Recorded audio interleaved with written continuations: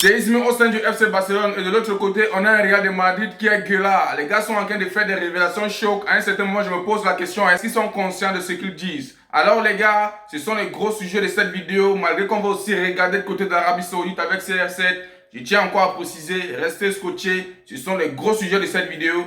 Et c'est parti!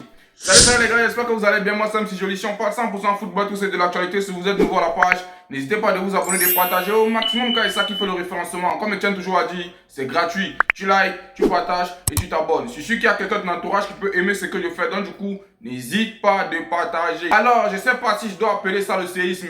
Comme Etienne toujours a dit, on va commencer avec le meilleur club au monde qu'on appelle très bien le FC Barcelone. J'ai pas besoin de le préciser, vous le connaissez très bien car je porte derrière le maillot et vous connaissez tous ici que c'est 100% fan du FC Barcelone. Mais ça ne change pas, vous savez très bien qu'on marche mari et femme. Donc on commence avec le FC Barcelone, on tombe avec le Real avant d'aller maintenant à Saudi Pro League. Alors comme le tenant le dit, on va commencer avec le meilleur club au monde qu'on appelle très bien le FC Barcelone. Je ne sais pas si c'est un séisme ou bien c'est un coup dur qui s'annonce pour nous. Qu'est-ce qu'on lui dit ici, famille? Officiel. Le président Juan Laporta présente sa démission de son poste afin de se présenter aux prochaines élections prévenues le 15 mars. Alors là, je ne sais pas si c'est un séisme ou bien on doit s'attendre à autre chose. Pour moi, même si Laporta était le genre de personne qui n'était pas aimé par tout le monde, mais on doit se rassurer que pendant qu'il était là, quelque chose de bien se faisait au FC Barcelone. Et ça se montre encore avec la saison que nous sommes en train de dérouler cette année. Les gars, moi j'ai besoin de lui pour personnellement. Et ça ne s'arrête pas là, je tiens très bien à préciser. Flick ne tarde pas de sortir du lot et de dire ce qu'il en pense. Hansi Flick démissionnera de son poste d'entraîneur du Barça à la fin de la saison si Juan Laporta ne rapporte pas les élections. Je tiens très bien à préciser que les élections se prononcent le 15 mars.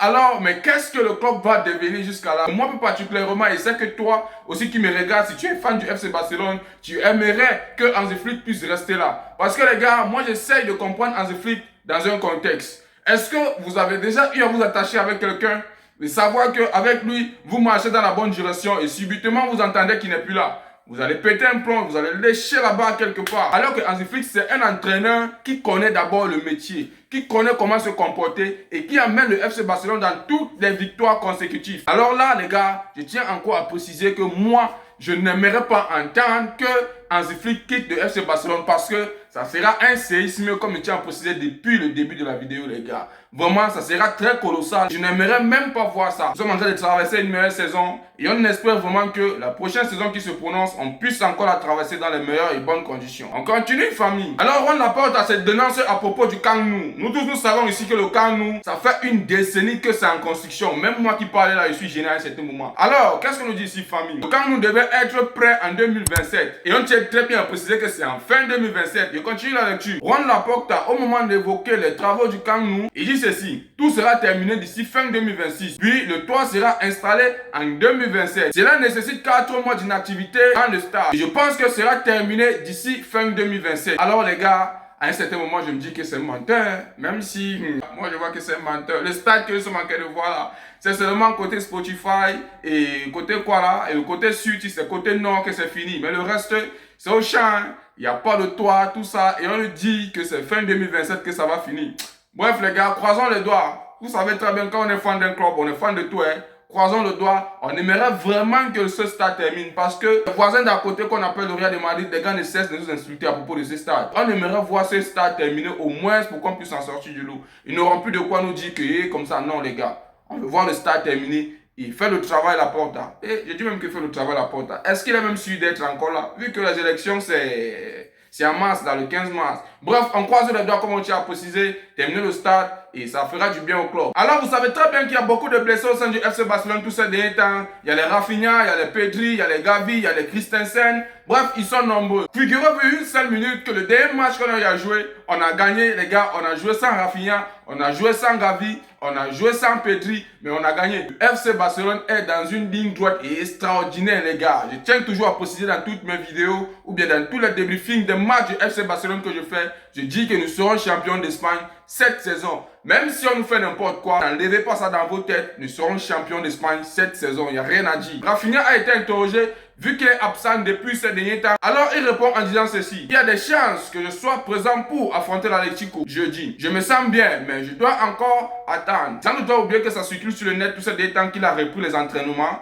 Alors les gars, ça va faire du bien si Rafinha est de retour. Oui, c'est vrai, il y a Rashford qui est là, il fait beaucoup de différence, tout ça. Mais c'est encore mieux si un Rafinha est là, les gars. Nous, on veut l'équipe type parce que, les gars, contre l'Atlético, ça ne sera pas un match facile. Hein. Pour moi, je me vois en train de vivre une finale en demi-finale, les gars. Donc, du coup, j'aimerais vraiment voir l'équipe type du FC Barcelone être présent, les gars. Oui, c'est vrai, il n'y aura pas un petit, il n'y a pas de problème, mais au moins un Rafinha, parce que je tiens à préciser, l'homme qu'on appelle Rashford, lui, il est périodique. Aujourd'hui, il peut être en forme, demain, il fait quelque chose qui ne plaît pas aux gens. Là, j'aimerais le retour de Rafinha parce que lui, il a su à 100%.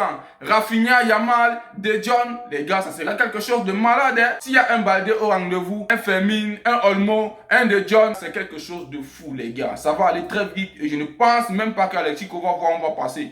Oui, vous allez me dire qu'ils ont des pépites là-bas, ils ont les Lookman qui viennent d'arriver, là, Antoine Griezmann qui sont là-bas. Bref, ça ne nous frustre pas, hein, les gars. Nous sommes déterminés pour gagner ce match et comme je tiens toujours à préciser, nous serons champions d'Espagne cette saison. Il n'y a rien à dire, les gars. Vous demandez le pourquoi ils sont en train de pleurer si Hansi Flick quitte de FC Barcelone, les gars. Regardez un peu ce tableau. Nous sommes à 18 matchs, alors on a seulement perdu un seul match. Le match, on devait même le gagner. Hein. On devait même gagner ce match. Alors regardez, les gars. Ça ne vous dit rien? Nous sommes en pétard, nous sommes lancés pour faire une saison extraordinaire, les gars. Nous sommes en pétard, 18 matchs, un seul match perdu. On devait même gagner ce match parce qu'il y a tellement eu d'injustice dans ce match. C'est là qu'on a perdu ce match. Bref, c'était tout pour le FC Barcelone, les gars. Direction maintenant chez les voisins. Comme j'ai précisé depuis le début de la vidéo, vous savez très bien qu'on ne peut pas parler du voisin sans parler de la voisine. Il y a des révélations chocs là-bas qui font éclater la toile. Alors restez scotchés. Et c'est parti. Breaking. Certains joueurs du Real de Madrid savent qu'ils proposent un très mauvais football. Ils sont conscients de jouer un football cataclysmique. Les gars, ce genre de français, je vous assure, même quand j'étais au banc, c'est dur, hein. C'est cataclysmique comme on le précise, les gars. Vraiment, c'est trop fort, là. Alors, pour eux, la saison est vue comme finie. Je pense que si les gens là sont en train de revenir à la raison, c'est quelque chose de bien, au moins pour leur conscience. Parce qu'il est inadmissible de verser un tort sur les gens, sachant que vous êtes responsable à 100%. Si je parle du tort, c'est parce qu'ils sont en train de dire que c'est Xabi Alonso qui est en train de faire que tout ce qui se passe actuellement au Real de Madrid soit là. Alors, ça fait du bien si les joueurs eux-mêmes savent que tout ne peut pas être clair tous les jours. Il y a les moments de bonheur, il y a les moments de pleurs. Alors les gars, ils doivent revenir à la raison de travailler plus encore pour sortir de cette situation. Pour le premier point de s'en sortir, ils doivent faire un remue-ménagement dans leur club. Les gens comme les Alaba comme ça, ils doivent partir. Les Carvajal comme ça, ils doivent partir, les gars. Tous les vieux là, ils doivent partir. Laissez la place aux jeunes de prouver de quoi ils sont capables. Laissez les jeunes montrer de quoi ils sont capables. Vous allez voir, le club va aller à merveille. Bref, pourquoi je vous donne même les conseils? Restez même dans la Pongamel. On continue, famille. Alors, comme je tiens à préciser que le Real de Madrid est en train de traverser une mauvaise saison, ça ne tarde pas, les gars. Regardez vous-même à Beloa. On tient à préciser qu'il est arrivé en tête du Real de Madrid en tant qu'entraîneur le 13-1-2026. Regardez maintenant la photo du 8-2-2026. Les gars, je mets ça là, vous-même regardez. Le changement physique d'Abeloa depuis son arrivée en tant qu'entraîneur au Real de Madrid. Regardez comment son visage était très bien chargé. Et regardez seulement en quelques temps comment Abeloa est devenu, les gars. Ça c'est rien, ça se prononce très mal. Le Real de Madrid, c'est que des cancres qui sont là-bas. Donc pour les diriger, il faut avoir un mental assis. Et ce qui est en train de tromper ce titre, c'est qu'il est en train de tout porter derrière lui, alors qu'il doit tout verser sur les joueurs. Ça ne s'arrête pas là. Hein? Comme vous pensez que je suis en train de me tromper, regardez cette déclaration. Abeloa pense que Kylian Mbappé peut surpasser Cristiano Ronaldo. C'est le meilleur joueur du monde. Ce n'est pas facile de surpasser Cristiano Ronaldo, mais s'il y a quelqu'un qui peut le faire, c'est Kylian. Les gars, je vous assure, c'est pas lui qui fait. Hein. C'est pas lui qui fait. C'est le traumatisme qu'il a là actuellement. Peut-être en termes de penalty, même là-bas, même ils ne peuvent pas. Parce que nous, on connaît que ce monsieur, on l'appelle Penaldo. Même en dehors de Penaldo, il est assis, les gars. Un Kylian Mbappé qui va surpasser Cristiano Ronaldo. Les gars, je suis anti-Cristiano. Hein. Je suis anti-Cristiano 100% Messi. Mais à un certain moment, quand les gens sont en train de raconter des bêtises, on doit revenir à la raison et dire, hey, stop, arrêtez. Kylian Mbappé, à aucun moment, il pourra atteindre Cristiano Ronaldo. Est-ce que Kylian Mbappé est sur ses vailles? Cristiano Ronaldo a travaillé. Ce n'était pas n'importe qui. C'est pas parce qu'il est maintenant dans ses finitions que vous allez penser que Cristiano Ronaldo était n'importe qui. Hein? Cristiano Ronaldo n'est pas n'importe qui, les gars. Cristiano Ronaldo a fait rêver les gens et il a travaillé pour être où il est, les gars. La seule chose qui manque sur Cristiano, c'est le ballon d'or. Oui, Kylian Mbappé l'a rapporté. Mais les gars, à 41 ans, le gars fait toujours quelque chose d'incroyable là où il est. Même s'il est en désaccord avec l'Arabie Saoudite, tout ça. Bref, on va voir ça sur la suite de la vidéo. Mais à aucun moment ne comparait Kylian Mbappé à Cristiano Ronaldo. Il ne rêvait même pas que Kylian Mbappé peut arriver comme Cristiano Ronaldo. Et ça ne s'arrête pas là, les gars. Même Tchouaméni se permet de dire ceci. Alors, si Mbappé peut dépasser Cristiano Ronaldo, alors il dit bien sûr, je pense qu'il peut. Pourquoi il veut verser ça sur Mbappé? Pourquoi Tchouaméni ne peut pas dire que moi-même je peux traverser Cristiano Ronaldo? Ah, parce qu'il est milieu de terrain.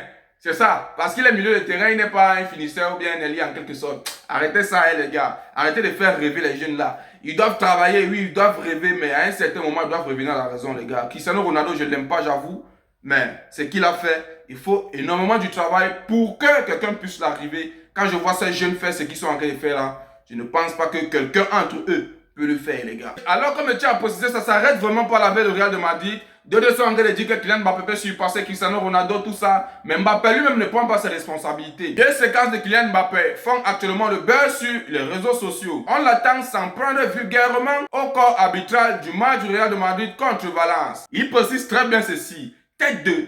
Les gars, je ne sais pas s'il doit dire ça, mais je vais dire, les gars. Il tient à préciser ceci. Tête de bite. Alors, il tient encore à dire ceci. Les arbitres, c'est trop des bouffons. Alors là, il s'adressait à Kamavinga quand il faisait ses déclarations. Les gars, est-ce que Kylian Mbappé sait qu'il est star? Ouais, il est star, hein? On doit se dire la vérité, il est star. Pour le creux là, on doit l'avouer. Mais il doit se retenir. À un certain moment, je pense que là, il abuse. Il abuse. Il n'a pas le droit de traiter un être humain qui a été façonné par Dieu de bouffon. Qu'est-ce qui nous pousse à dire à quelqu'un qu'il est bouffon? Pour lui, il pense qu'il est au sommet ou bien qu'il connaît trop. Il traite quelqu'un de bouffon.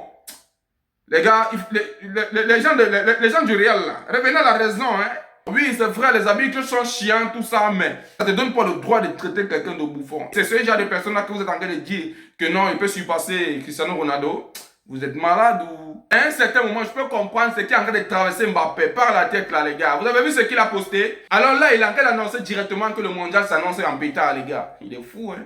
Il est fou, les gars. Yamal va l'humilier de tous les sens. Même s'ils ont un collectif assez précis comme ça, en termes de mondial 2026, les gars, ils doivent se calmer quelque part. Alors il dit ceci. On arrive tellement méchant pour le mondial 2026. Oui, il doit rêver. Il doit dire ce qu'il en pense. Mais comme je dis toujours, Kylian Mbappé, tu ne peux pas. Il y a Yamal qui est là. Cette année, tout est pour lui, les gars. Ouais, il n'y a rien à dire. J'ai pas besoin encore d'appuyer ou bien de dire quoi que ce soit. Ça s'explique, ça se voit. C'est vrai, tu butes, tu fais beaucoup de stats. Tu es beaucoup essentiel pour le Real de Madrid, tout ça. Mais, mon gars, enlève dans la tête que ce mondial, tu pourras faire quelque chose de bon. Je vois Dembélé, je vois Thuram, je te vois... Bref, les gars, qu'est-ce que vous en pensez? Est-ce que Kylian Mbappé est lancé pour faire quelque chose de bon pour ce mondial qui se prononce, les gars? Alors, c'était tout pour le Real de Madrid, les gars. Et très bien à préciser directement, on va voir un petit truc qui se passe en Arabie Saoudite. Car il y a beaucoup de choses qui sont déroulées là-bas avec CR7, tout ça. Je pense que le mec est revenu à la raison. Alors, on tient à préciser ceci. Breaking. Cristiano Ronaldo va rejouer avec El Nasser. Il devrait faire son retour sur le terrain samedi en Saudi Pro League contre Al Fateh. Alors, l'attaquant portugais a terminé sa période de grève. Il a fallu la peine, les gars. Il a fallu la peine. Cristiano Ronaldo a montré à ces gars que c'est moi qui suis arrivé avec mon notoriété à la Saudi Pro League. Donc, à un certain moment, il faut essayer de voir ma vision et ma façon de voir les choses. Même si de l'autre côté, Cristiano Ronaldo n'a pas 100% raison. Alors les gars, je pense qu'il en fallait la peine quelque part. Moi, je supporte Cristiano Ronaldo à 60% sur cette affaire qui a eu à se dérouler là-bas. Et à 40%, je ne supporte pas dans le sens où il doit savoir qu'il est là-bas pour travailler. Quand je dis travailler, les gars, il est un salarié là-bas. Il travaille et on le paye. Mais dans les 60%, je pense que le championnat doit être équilibré. Quand le championnat est équilibré, c'est bon. Alors, il y a même encore quelque chose à ajouter dans les 40%, là, je ne suis pas d'accord avec lui. En pensant qu'il peut avoir tout ce qu'il veut à ses côtés. Il a eu des manées, il a eu des commandes, alors il doit se contenter de ça. Dans les 40%, ce sont les deux choses. Si c'est pour l'équilibre du championnat, il a 100% raison. Benzema devait aller mieux trouver ailleurs. Moi, j'ai vu la vision de Benzema. Il part là-bas parce qu'il sait que le club est en pétard. C'est pourquoi il est allé là-bas. Bon, c'est une bonne nouvelle, comme je tiens à préciser, vu qu'il est déjà de retour. S'il partait, vous avez déjà vu comment les chaînes de télévision quittaient déjà l'Arabie Saoudite. Quand Cristiano Ronaldo n'est pas là, les gars, il y a des pertes colossales. Il y a des pertes énormes qui se font parce que beaucoup de gens connaissent la Saudi Pro League aujourd'hui grâce à Cristiano Ronaldo.